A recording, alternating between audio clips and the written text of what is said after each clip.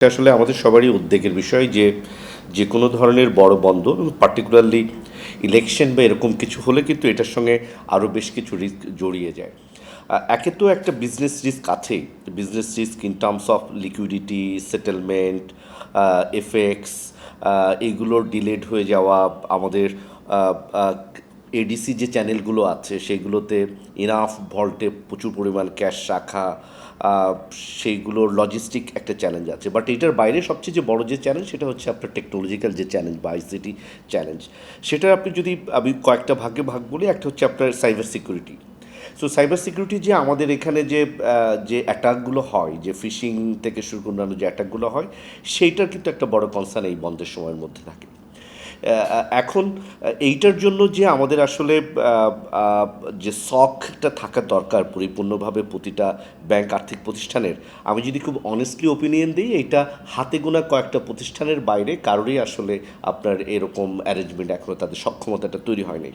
আর্থিক প্রতিষ্ঠান হিসেবে বাংলাদেশ ফাইন্যান্স আমরা আপনার 24/7 মনিটরিংয়ের জন্য উই হ্যাভ সক এবং নক, এবং সেখানে আমাদের একটা আইটি টিম প্রায় 10 থেকে 12 জনের একটা টিম আমরা কাজ করছি। এবং আমরা কন্টিনিউয়াসলি কিন্তু আপনার মনিটর করছি বাইরের কোন ধরনের অ্যাটাক বা কী আসছে, এবং সেটার সাথে সাথেই মিটিগেট করা, সেটা কী কারণে হচ্ছে, কোন লেভেল পর্যন্ত, এবং আমাদের যে কোর ব্যাংকিংটা এইটা কিন্তু আমরা সবসময় ইয়ের বাইরে রাখি। সো আমাদের কাস্টমার ইন্টারফেসিং যে সমস্ত সার্ভিসগুলো, পোর্টালগুলো আছে, সেটার সঙ্গে আমরা এই আপনার বড় বন্ধ বলেন আর এরকম হলিডেজগুলোর সময় বলেন, আমাদের সিবিএসটা বা কোর ব্যাংকিং সিস্টেমটাকে আমরা কিন্তু অফলাইন করে দিই। যেহেতু আমাদের day to day counter service বা এটিএমে কোনো ট্রানজ্যাকশন নাই, সুতরাং আমাদের যদি কোনো ধরনের বড় ধরনের অ্যাটাক আসেও, সেই অ্যাটাকটা কিন্তু আমার কোর ব্যাংকিংয়ের ডাটা পর্যন্ত তারা রিস্ক করতে পারছে না। এইটা আমাদের একটা জায়গা। আরেকটা হচ্ছে যে আপনার যে মনিটরিংয়ের যে সিস্টেমটা, এইটা কিন্তু আমরা আপনার সবসময় প্ল্যান করে রাখি।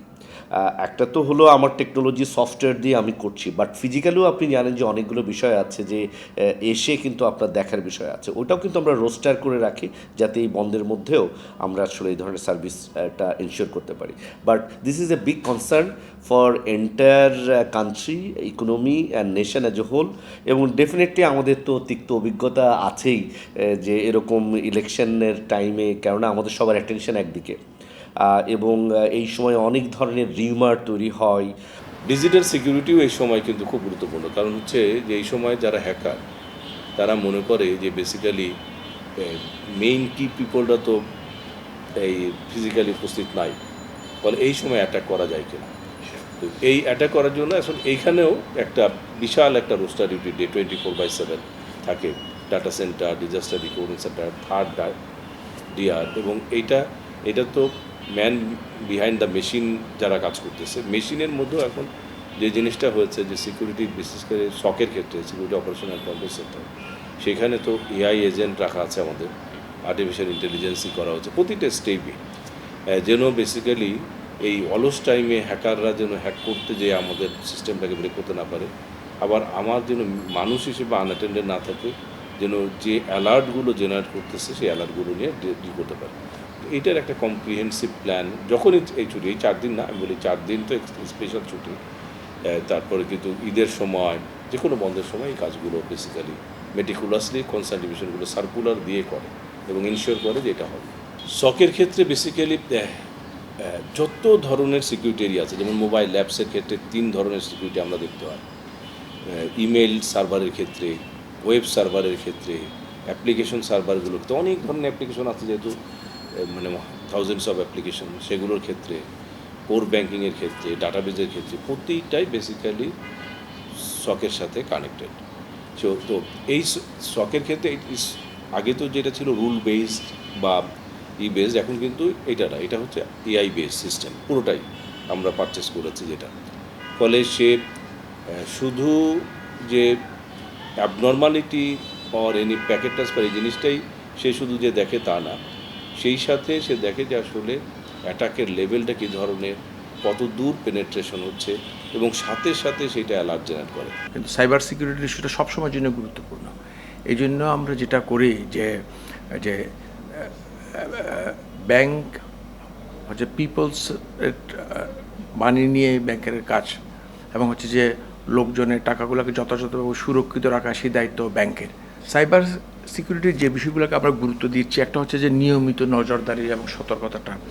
নির্বাচনের সময় আমাদের যে ডিজিটাল যে ফায়ারওয়াল এবং যে চ্যানেলগুলো আছে এগুলোর দিকে আমরা একটা বাড়তি মনোযোগ দেই, মানে অস্বাভাবিক কিছু না হয় এই জন্যই কিন্তু আমরা আমাদের নিয়মিত নজরদারি এবং সতর্কতার বাইরেও কিন্তু অতিরিক্ত ব্যবস্থা নিয়েছি। এবং আপনারা জানেন যে নিয়ন্ত্রক সংস্থা MFS এবং আরও কিছু মিডিয়ার মাধ্যমে যে ট্রানজ্যাকশনগুলো হয় সেগুলোর ব্যাপারে একটা অ্যামাউন্ট ফিক্স আপ করে দিয়েছে। এটা আমরা আমাদের বিভিন্ন ব্রাঞ্চগুলোকে সেটা মনিটর করেছি, আমাদের সিস্টেমে সেটা ইমপ্লিমেন্ট করেছি। এই সতর্কতার অংশ হিসাবে আমরা আমাদের যে কলিগস যারা আছে, আমাদের যারা ফ্যামিলি মেম্বার যারা আছে এবং আমরা যাতে যে কোনো পরিস্থিতি সামাল দিতে পারি সেজন্য আমরা যথাযথ ব্যবস্থা নিয়েছি। ইনফ্যাক্ট আমাদের যে আপনারা জানেন 24/7 আমাদের কিছু সার্ভিস চালু আছে। এই 24/7 সার্ভিসের যাতে কোনো রকমের গ্যাপ সৃষ্টি না হয় এই জন্য আমরা অতিরিক্ত লোকবলের ব্যবস্থা করেছি।